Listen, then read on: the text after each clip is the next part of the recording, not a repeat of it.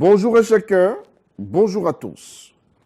Les dernières mesures sécuritaires prises par le gouvernement béninois pour contrer la propagation du coronavirus 19, la rage des étudiants de l'université d'Abomey-Calavi qui, pour cause de virus corona-19, exige l'arrêt des cours et qui aura occasionné un mort et des blessés graves cette semaine, et l'actualité autour des municipales et communales du 17 mai prochain constituent les grands sujets abordés par les canards parus cette semaine. Ainsi, les nouvelles mesures contre la propagation du coronavirus 19 constituent une décision responsable du gouvernement, selon Alain Souro-Orunla, ministre de la Communication et porte-parole du gouvernement. L'homme était sur les ondes de la télévision nationale lundi soir, rapporte La Nation, pour expliquer de fond en comble les tenants et les aboutissants de ces nouvelles mesures. Le porte-parole du gouvernement, au cours de son oral, a trouvé le moyen d'insister et d'attirer l'attention des populations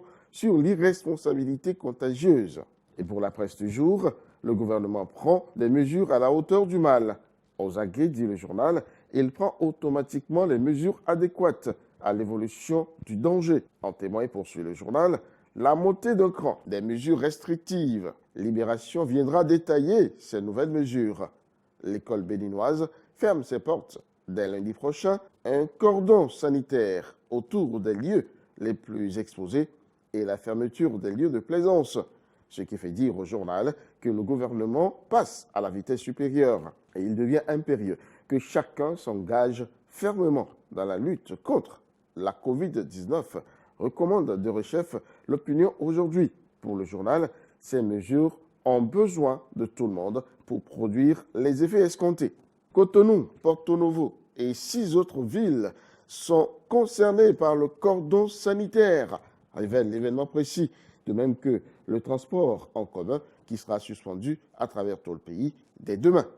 Et les centrales syndicales qui dénoncent la surenchère autour des produits préventifs, un fait à réprimer par les pouvoirs publics parce qu'il décourage les populations. Mais pour Fraternité, c'est dans la discipline que réside le remède le plus sûr à tout ceci. Le journal, pour justifier sa position, met en lumière les protestations des étudiants mardi et qui ont fait un mort à l'université d'Abomey-Calavi. Le coronavirus ne doit pas servir de prétexte au chaos, dit le journal. L'université d'Abomey-Calavi a été en effet, dans l'après-midi du mardi, rapporte le journal, le théâtre de violents affrontements entre étudiants et forces de l'ordre, avec un triste bilan, un mort et des blessés graves. À l'origine de ce drame, poursuit le journal, un mot d'ordre de la Fédération nationale des étudiants du Bénin qui décide de suspendre les cours dans les amphithéâtres en raison de la menace du coronavirus. À l'arrivée, un mort et le président de la Fédération nationale des étudiants du Bénin arrêté, nous informe, le clairon totalement abattu, des violences gratuites. En somme, mais un président de la FNEP qui, entre-temps, a recouvré sa liberté, selon certains journaux.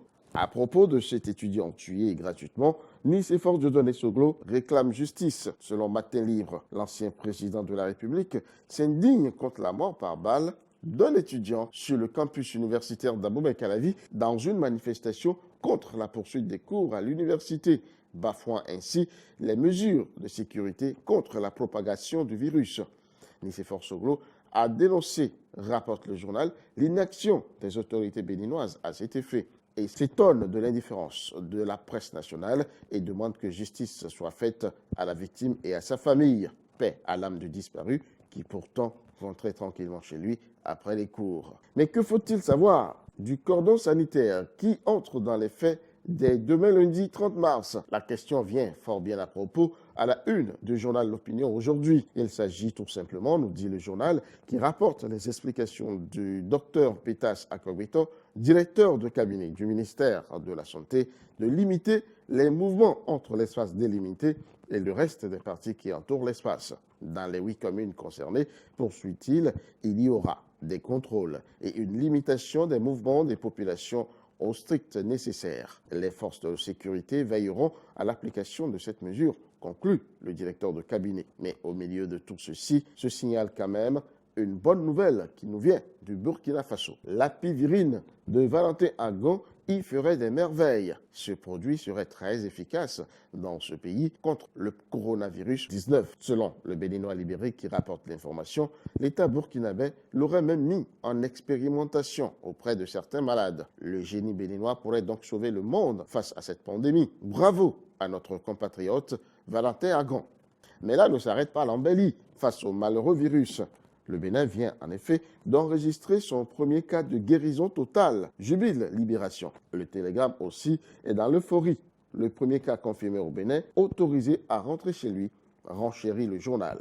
Mais ce volumineux dossier du coronavirus 19 ne met pas pour autant en berne l'actualité autour des élections communales et municipales. À ce propos, la Commission électorale nationale autonome attend les dernières corrections des partis politiques qu'elle a reçues jeudi après que les partis ont apporté les corrections aux irrégularités à eux notifiées en début de week-end dernier. Après cette étape, informe le journal, il s'agira pour l'institution de décider du sort des partis qui pourront effectivement prendre part à la compétition électorale du 17 mai prochain. Après 72 heures, ceux parmi les 8 partis qui n'auraient pas pu apporter les corrections adéquates à leur dossier seront purement et simplement retirés de la course. À ce niveau, le Béninois libéré pense que le président de la Sénat, Emmanuel Tiando, devrait autoriser tous les partis à compétir, car pour ce journal, l'institution a aussi commis des erreurs sur les dates de naissance des candidats et bien d'autres cas. De ce fait, un gentleman agreement devrait s'imposer, propose le journal. Mais à ce stade de préparation, tout bon journal se doit de fouiner et d'obtenir des fuites sur les positionnements. Eh bien, certains journaux l'ont fait. C'est le cas, par exemple, de l'événement précis qui nous propose les noms des candidats de la liste Union progressiste dans l'Atlantique et le littoral. Le même journal nous informe que Dr Malik Gomina conduit la liste BR à Djougou, la liste Bloc républicain à Djougou. Et au journal Pluriel de pousser un ouf de soulagement. Ouf, les FCBE seront aux élections. Le potentiel n'est pas du reste, avec en plus de la liste Union progressiste, celle du Bloc républicain dans la même zone. Mais Nord-Sud Quotidien prendra le monde politique à contre-pied dans cette actualité en révélant que des partis politiques abandonnent la course à ce stade. Mais quels sont ces partis qui jettent l'éponge? On ne le saura seulement que dimanche ou lundi prochain, nous propose le journal, qui prolonge ainsi le suspense.